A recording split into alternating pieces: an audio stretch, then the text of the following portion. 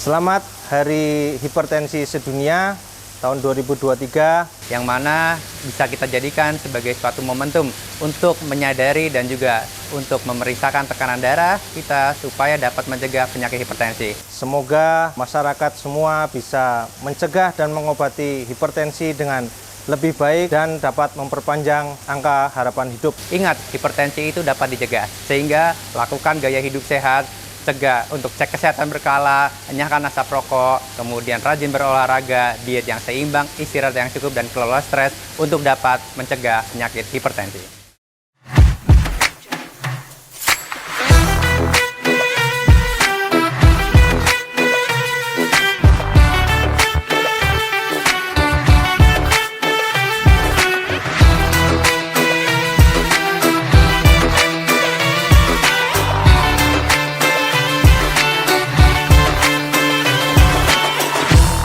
Jadi hipertensi ini dengan kita mengenal lebih dekat, maka kita dapat mencegah komplikasi yang lebih jauh ya. Jadi bagaimana kita mengukur dengan benar ya tekanan darah itu seperti apa, kita harus meregulasi atau mengkontrol tekanan darah tinggi yang dipunyai dengan ketat. Ini dapat mengurangi angka kesakitan atau komplikasi dan memperpanjang usia ya. Meskipun usia itu di tangan Allah, manusia hanya bisa berusaha. Berdasarkan Riskesdas ini tahun 2018, hipertensi itu prevalensinya atau angka kejadiannya makin meningkat ya. Jadi di Jawa Tengah saja ya, saya pakai ini aja lah ya, tangan nggak apa-apa ya. Di Jawa Tengah ini dari tahun 2007 dibandingkan 2017 sampai 2018 ini peningkatannya sangat tajam ya. Memang hipertensi ini kenapa kok prevalensinya makin meningkat? Bisa memang angka kejadiannya yang meningkat atau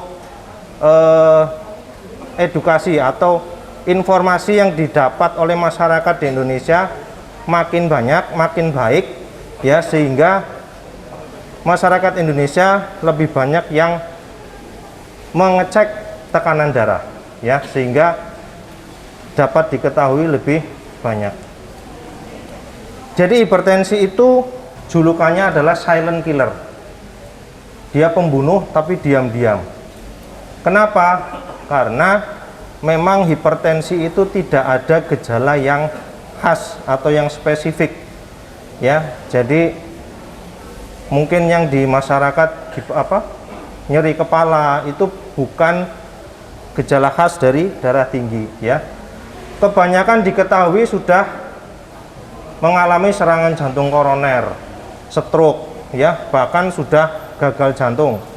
Gagal jantung itu mungkin kalau di masyarakat umum dikenalnya jantung bengkak ya, atau lemah jantung. Kebanyakan baru diketahui setelah terjadi komplikasi. Dan hipertensi ini berhubungan dengan angka harapan hidup yang lebih pendek ya. Jadi seperti saya sebutkan tadi di depan, hipertensi ini bisa memperpendek umur. Ini penelitian yang ngomong ya, bukan saya, bukan manusia ya. Jadi angka ya. Kalau usia tetap itu urusannya Allah ya.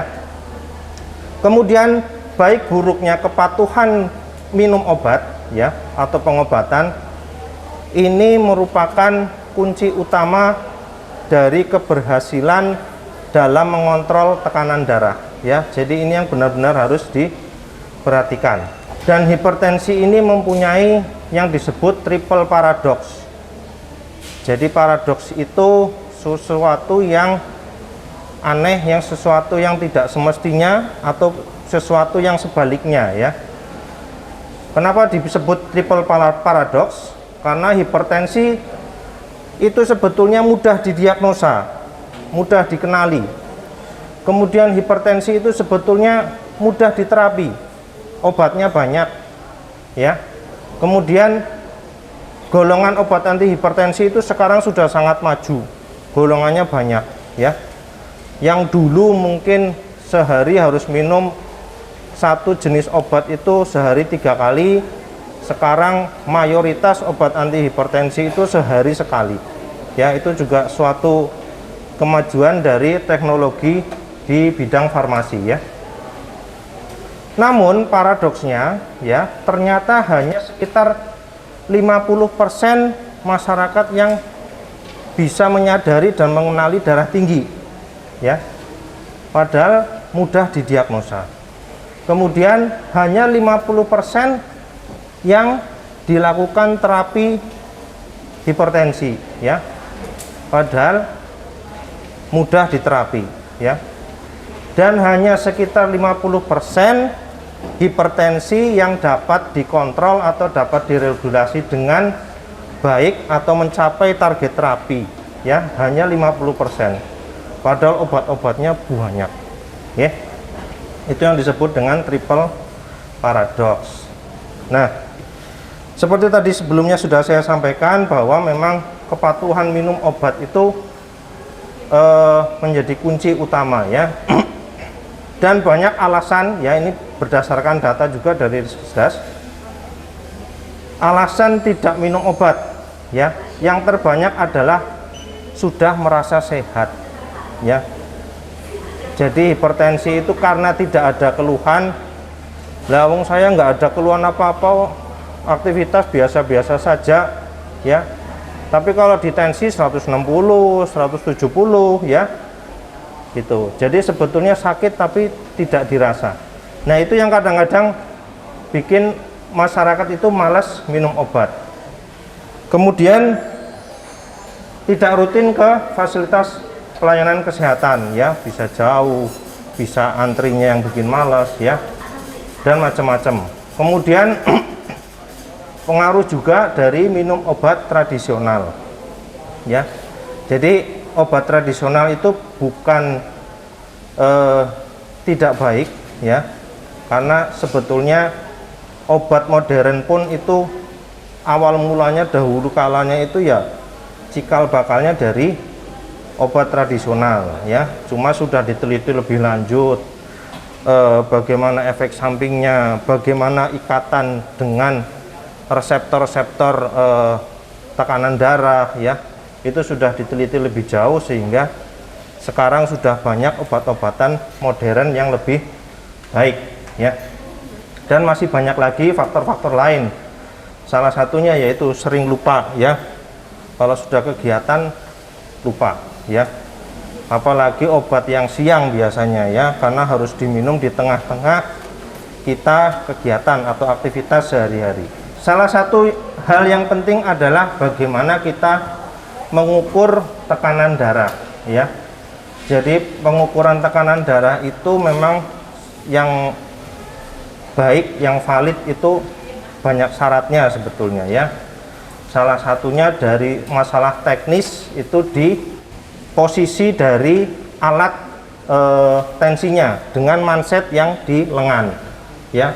Itu usahakan sejajar, jadi tidak lebih tinggi atau tidak lebih rendah ya. Kemudian ruangan ya, ruangan usahakan tenang, tidak berisik, tidak gaduh ya. Kemudian dari sisi pasiennya juga harus tenang, tidak lagi kemerungsung ya, tidak habis aktivitas langsung ditensi ya. Disarankan istirahat dulu 10-15 menit sebelum dilakukan pengukuran tekanan darah ya. Kemudian kalau posisi memang lagi kemerungsung atau apa ya istilahnya, buru-buru gitu ya, itu biasanya memang cenderung tinggi. Jadi memang ditunggu untuk rileks dulu ya. Faktor-faktor lain banyak. Jadi itu yang harus diperhatikan. Nah, memang di klinik itu lebih sulit untuk mendapat tekanan darah yang valid atau yang sesuai dengan apa adanya, karena memang Bapak Ibu untuk datang ke sini mungkin rumahnya jauh ya, ada yang mungkin jalan kaki dari parkiran, belum sempat istirahat, nah gitu ya. Jadi kemerungsung juga mungkin dari pendaftaran dan lain sebagainya. Itu yang kadang-kadang kita sulit untuk mengetahui secara pasti tekanan darahnya sebetulnya seberapa ya. Jadi kadang-kadang kita tanya, Bapak Ibu kalau di rumah tensinya berapa? Nah, ini sedikit mengenai klasifikasi dari hipertensi. yang disebut normal ya, itu normal atau optimal. Nggih, monggo. Jadi tekanan darah sistolik kurang dari 120 dan tekanan darah diastolik kurang dari 90 ya. Itu optimal atau normal. Kalau sudah 120 sampai 139 itu sudah masuk prehipertensi ya. Sudah warning ya. Sudah lampu kuning.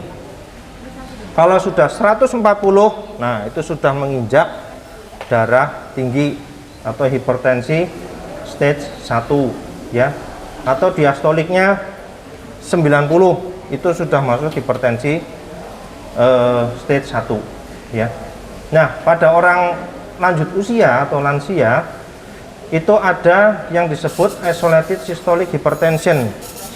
Jadi tekanan darah diastoliknya normal di bawah 90, tapi yang tinggi adalah sistoliknya. Contohnya ditensi tekanan darahnya 160, bawahnya 85 ya, itu namanya isolated systolic hypertension. Itu banyak pada lansia ya. Jadi ini ya ibu-ibu, bapak-bapak, nanti kalau tensi sendiri di rumah sudah tahu klasifikasinya. Nah, selanjutnya adalah bagaimana kita memberikan terapi hipertensi. Tujuannya adalah menurunkan angka kesakitan atau komplikasi dari hipertensi dan menurunkan angka mortalitas atau kematian akibat hipertensi ya. Kemudian tekanan darah diharapkan di bawah 140/90, atau pada kasus tertentu contohnya pada diabetes dan gagal ginjal, maka target tekanan darahnya adalah di bawah 130/80 ya. Nah, ini ada dua metode, yaitu yang pertama non medikamentosa, yaitu dengan merubah gaya hidup dan dengan obat-obatan anti hipertensi. Nah, untuk modifikasi gaya hidup ini sering disampaikan, yaitu pola hidup cerdik ya, yaitu sering atau rutin cek kesehatan, enyahkan rokok ya. Jadi rokok itu bukan dikurangi tapi dienyahkan ya, dihanguskan. Dihanguskan berarti dirokok ya, bukan, maksudnya dibuang ya. Dienyahkan itu dibuang ya. Kemudian rutin olahraga ya. Rutin olahraga yang dianjurkan adalah 30-60 menit per harinya dan seminggu 5 hari ya. Kemudian diet seimbang. Nah, untuk hipertensi yang dianjurkan ada namanya DASH diet ya. Jadi intinya DASH diet itu rendah garam atau rendah sodium ya. Kemudian tinggi serat ya, sayur, buah. Kemudian rendah lemak ya. Intinya hampir semua diet sehat itu sama ya. Kemudian istirahat cukup. Nah, ini Bapak Ibu yang kerjanya sering lembur ya, harus bisa memanage atau mengatur waktu istirahatnya ya. Nah, dokter gimana? Ya itulah dokter. Dokter itu jarkoni, Pak. Ngajarin ini nggak angel ngelakoni ya. Itu. Kemudian kelola stres ya. Ini juga dokter ya jarkoni ya. Tapi bagaimana kita mengelola stres? Jadi bukan menghindari stres. Kalau menghindari stres nggak bisa. Saya sering dibantah sama pasien-pasien, manusia ya stres dok. Ya iya pasti ada pikiran. Tapi bagaimana kita mengelolanya? Ya salah satunya ya kalau zaman sekarang tuh istilahnya healing ya. Sekarang banyak tempat healing. Di Batu Raden itu macam-macam tempat healing ya. Nah, selanjutnya adalah medikamentosa ya. Obat anti hipertensi golongannya banyak. Ini saya cuma nyebutkan 5 ya. Golongan yang pril-pril itu, kemudian sartan-sartan, dipin-dipin ya, kemudian diuretik, hidroklorotiasid, termasuk furosemid ya, itu juga masuk golongan obat anti hipertensi. Kemudian golongan yang lol, bisoprolol, carvedilol, propranolol ya, itu masuk golongan obat hipertensi. Dan masih banyak lagi yang tidak bisa disebutkan satu-satu. Nah, obat ini harus dengan petunjuk dokter ya, baik dosisnya, kemudian cara minumnya, indikasinya ya. Mungkin kadang-kadang kalau pasien jantung itu banyak yang merasa saya nggak pernah darah tinggi, tapi kok dikasih obat tensi ya. Jadi obat tensi ini juga indikasinya tidak hanya untuk tensi ya. Jadi memang harus sesuai dengan petunjuk dari dokter ya. Ya, slide terakhir kesimpulan. Jadi hipertensi ini memiliki angka kesakitan dan kematian yang tinggi ya, dan pengukuran darahnya, tekanan darah itu bukan hal yang sulit ya. Tensimeter digital itu sekarang banyak dijual, berbagai merek, berbagai macam harga ya, namun butuh telaten atau teliti ya. Kemudian kepatuhan minum obat ya menjadi kunci utama keberhasilan dalam mencapai target tekanan darah. Dan dengan modifikasi gaya hidup dan pengobatan dapat menurunkan angka kesakitan dan memperpanjang angka harapan hidup, atau semoga panjang umur ya. Kalau tiap tahun kan didoain orang semoga panjang umur. Oke, saya kira itu dari saya. Mungkin nanti ada sedikit tambahan dari Dr. Rio. Saya langsung serahkan ke Dr. Rio kembali, silakan. Terima kasih Dr. Bram. Terima kasih Bapak Ibu telah menyimak penjelasan yang diberikan oleh Dr. Abraham. Ya, mungkin tadi sedikit banyak sih sebenarnya, banyak yang sudah diberikan pengetahuan dari Dr. Abraham mengenai hipertensi. Ya, perlu Bapak Ibu pahami, hipertensi ini merupakan salah satu penyakit terbanyak di Indonesia maupun di dunia. Dan yang paling penting adalah dia berbahaya. Tadi makanya disebut sama Dr. Abraham, dia silent killer. Pelan-pelan tidak bergejala, tiba-tiba ada gejala, tiba-tiba ada komplikasi, organnya nggak cuma satu yang komplikasi, tapi banyak organ. Paling sering ginjal, jantung, saraf, otak, itu paling sering ya. Dan kalau sudah komplikasi, menurut saya kadang-kadang tidak main-main efeknya. Bisa stroke, bisa serangan jantung, bisa gagal ginjal, sampai cuci darah. Itulah yang tidak kita harapkan. Sehingga tadi mungkin Dr. Abraham sudah menjelaskan juga kiat-kiat bagaimana untuk bisa mencegah dan juga mengendalikan hipertensi. Termasuk tadi bagaimana caranya untuk ketika melakukan pemeriksaan tensi ya. Ada posisinya sendiri, ada waktunya sendiri, tidak tergesa-gesa, istirahat dulu sebelum dilakukan pemeriksaan. Itu sangat penting. Supaya apa? Supaya kita bisa mengukur tekanan darah kita yang sebenar-benarnya. Ya, tidak terpengaruh oleh kegiatan, tidak terpengaruh oleh karena baru datang atau aktivitas lain-lain. Ya.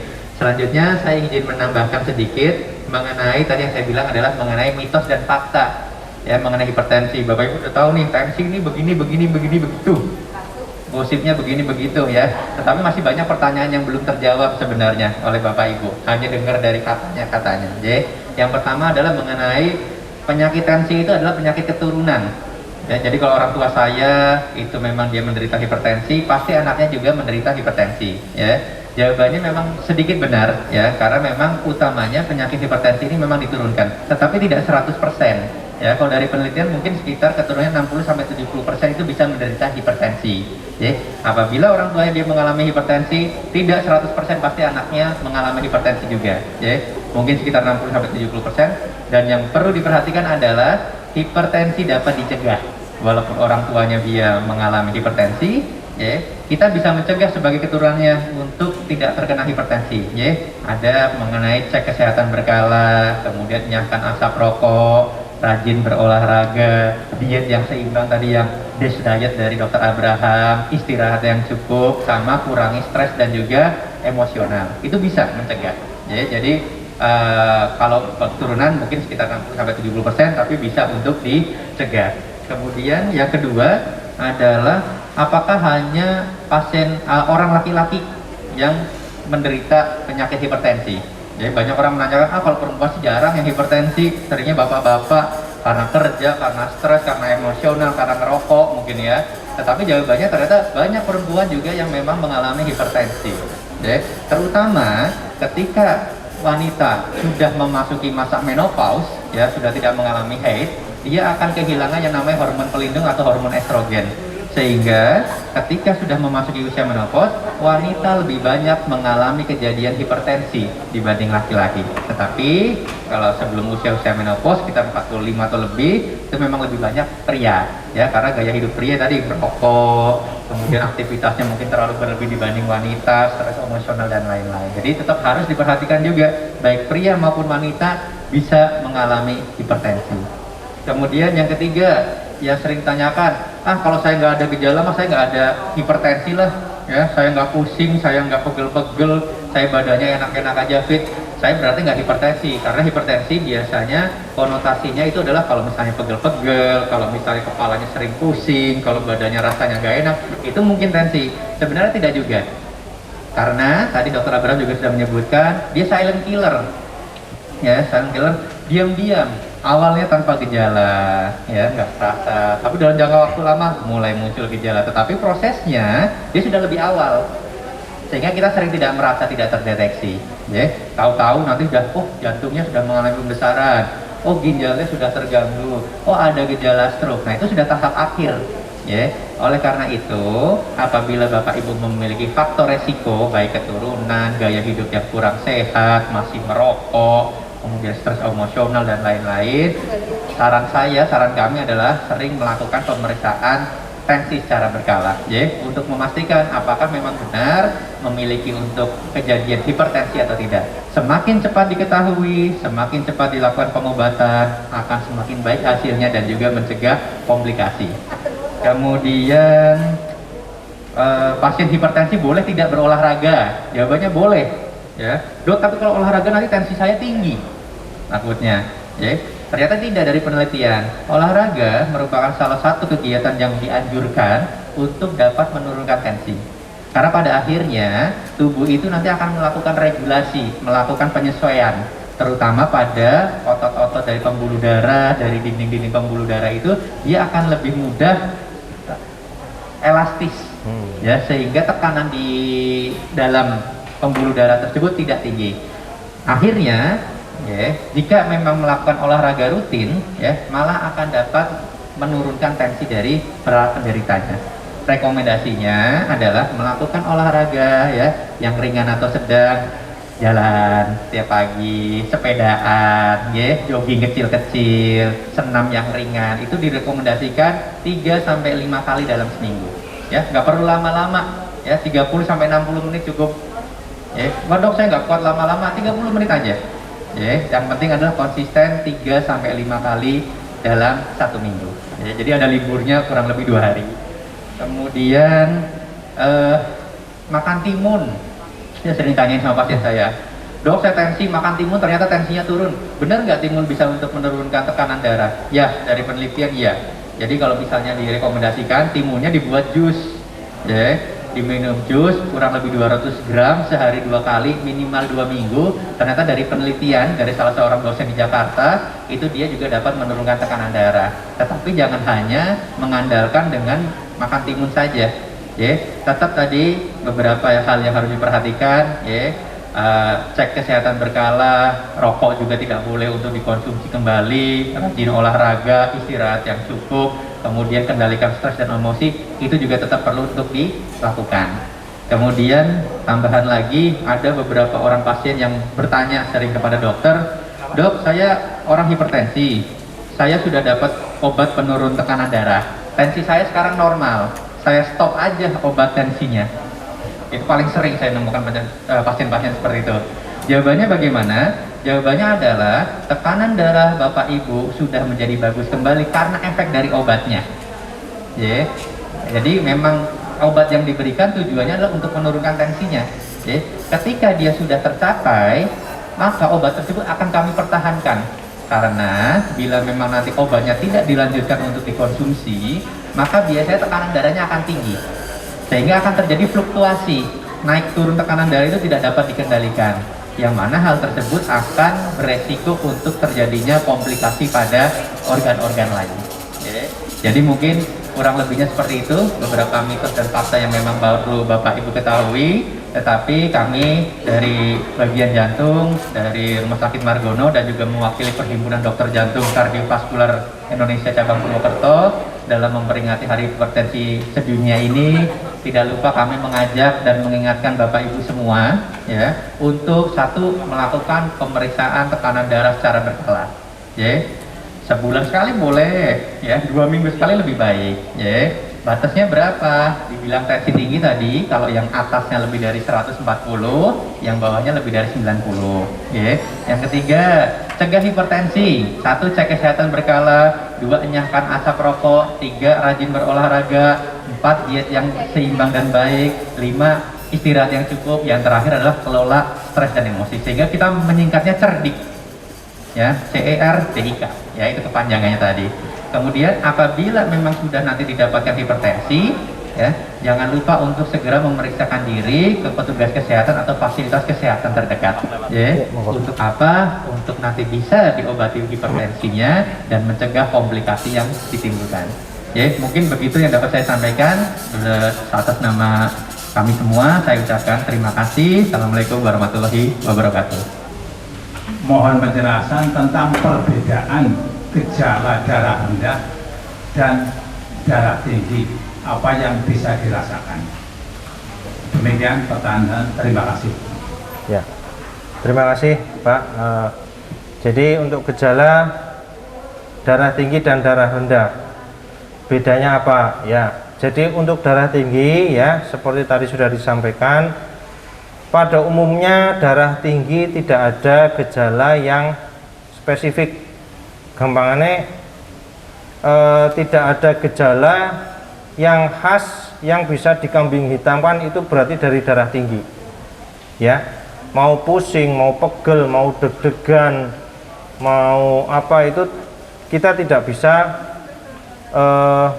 menyebutkan oh ini pasti tensinya tinggi, tidak bisa Pak. Ya. Kemudian kalau hipotensi atau darah rendah, ya ini juga tidak selalu ada gejala. Ya, darah rendah itu disebut bila tekanan darahnya kurang dari 100 tekanan darah sistolik. Ya, namun ya tidak semua orang yang tekanan darahnya di bawah 100 itu muncul gejala. Ya, apalagi kalau wanita ya masih muda, itu biasanya tekanan darahnya malah biasanya 90, 100 tanpa gejala. Ya, jadi selama darah rendah itu tanpa gejala tidak ada masalah. Tapi kalau dia menimbulkan gejala seperti gliyeng, pingsan, ya yang banyak sih itu ya, ya itu harus diterapi. Ya, nah tapi tidak bisa juga disebut ini saya gliyeng nih kepalanya berarti saya darah rendah, tidak bisa. Ya, jadi baik darah rendah maupun darah tinggi itu harus dibuktikan dengan pengukuran tekanan darah. Intinya seperti itu. Gejala apapun ya sebaiknya tensi tetap harus diukur. Mungkin ada tambahan Dokter Rio?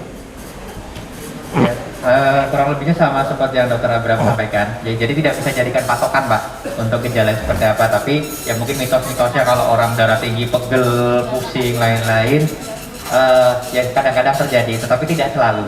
Jadi paling aman adalah kalau misalnya memang merasakan sesuatu segera cek darah, ya karena tidak bisa dijadikan untuk patokan. Kalau yang darah rendah juga lemah, pusing, kadang-kadang gelier, kadang-kadang les-lesan, ya karena memang aliran darah menuju ke beberapa organ memang dia kurang lancar. Tapi kembali lagi, kalau memang ibu, pertama bapak juga sering melakukan cek pemeriksaan tensi berkala. Kemudian juga nanti jika memang merasakan gejala yang tidak didapatkan atau tidak dirasakan sebelumnya, bisa dicek kembali tensinya dan kita bandingkan.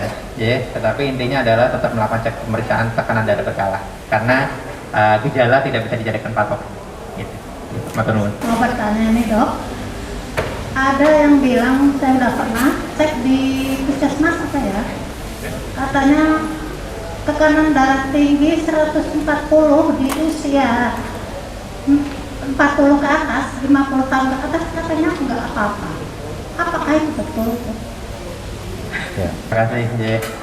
Jadi sebenarnya kalau pengertian lagi, kembali lagi, pengertian tensi itu adalah lebih dari 140 untuk batas atasnya, ya. Kan tensi ada dua tuh, ada yang bawah sama yang atas. Ada yang atas, ada yang bawah. Yang atas kita bilang sistolik, yang bawah kita bilang diastolik.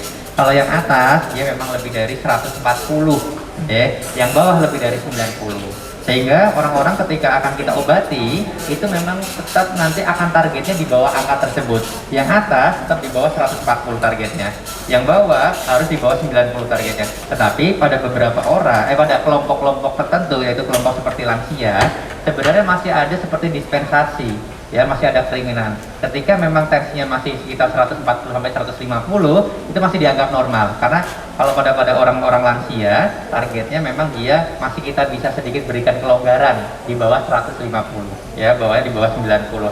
Asalkan dia tidak menderita komplikasi penyakit apapun. Jadi memang benar-benar murni hipertensi saja. Tidak ada gagal jantung, tidak ada penebalan jantung, tidak ada gejala stroke atau penyakit stroke, tidak ada gangguan ginjal, tidak ada penyakit lainnya, jadi masih bisa. Tetapi tetap saja paling baik seperti apa? Paling baik tetap sesuai tadi batasannya. Lebih baik jika tensinya di bawah 140 atau yang bawahnya adalah di bawah 90. Dan kadang-kadang kita malah lebih ketat lagi. Pada orang-orang gagal ginjal, pada orang-orang dengan diabetes, itu malah di bawah 130. Ya, sebenarnya jadi jawabannya ya memang tepat, tapi hanya pada kelompok usia tertentu dan dia tidak mengalami komplikasi penyakit lain akibat hipertensinya. Mungkin itu, Ibu. Mungkin tambahan dari saya sedikit. Jadi untuk kriteria tadi, ya, itu sebetulnya tidak mengacu usia tertentu. Ya, ini semua usia. Pokoknya kalau dikatakan hipertensi ya segitu, ya. Kalau prehipertensi segitu, tidak memandang usia. Yang membedakan adalah nanti dokter saat mengobati hipertensi, ya. Nah, itu yang beda. Kalau ada lansia tanpa komplikasi lain, kalau sudah di bawah 150, kita sudah tidak terlalu agresif lagi untuk menurunkan. Ya, sudah lebih rileks lagi, mungkin obatnya diteruskan dulu. Dilihat klinisnya, ya, tiap kontrol. Mau menanyakan, Dok, kalau misalkan ini yang lansia hipertensi dengan pengobatan dia mengkonsumsi amlodipin, ya, Dok, ya, apakah bisa di mix dengan captopril atau harus selalu amlodipin, Dok? Itu aja mungkin. Karena misalnya gini, yang di rumah tersedia captopril, sedangkan dia sebelumnya mengkonsumsi amlodipin. Apakah kalau misalkan sedang nggak ada, itu bisa sama captopril gitu, Dok? Oh, terima kasih. Assalamualaikum warahmatullahi wabarakatuh. Pengobatan darah tinggi, ya, dengan obat-obatan itu kebanyakan kita kombinasi. Kalau yang hanya satu macam obat itu biasanya tensinya tidak terlalu tinggi, tidak ada komplikasi lain yang sudah mulai kelihatan, ya. Itu biasanya satu kita masih bisa coba, tapi rata-rata kita kombinasi, ya. Nah, kalau biasanya usia di atas 50 itu kita biasanya kombinasi amlodipin atau penyekat kalsium, ya, dengan golongan pril atau sartan, ya. Bisa captopril, ramipril, lisinopril, ya, atau golongan kandesartan, irbesartan, itu bisa dikombinasikan. Nah, kalau kasusnya misalkan rutin hanya satu macam obat, misalnya amlodipin, kemudian obatnya sudah habis dan belum waktunya kontrol, ya, atau mau kontrol tapi ada sesuatu sehingga harus mundur, ya, tapi di rumah adanya captopril, ya, itu sih masih bisa ditolerir, Bu, tidak masalah, ya. Cuma tetap nanti saat kontrol harus disampaikan ke dokternya, sehingga dokternya nanti bisa mengevaluasi bahwa ada perubahan obat nih, misalkan selama 3 hari atau 1 minggu, begitu, ya. Kita akhiri acara hari ini, semoga bermanfaat untuk kita semua, ya. Saya doakan Bapak Ibu semua dengan berobat ke Rumah Sakit Margono bisa lebih sehat, ya. Terima kasih dari kami semua. Wassalamualaikum warahmatullahi wabarakatuh.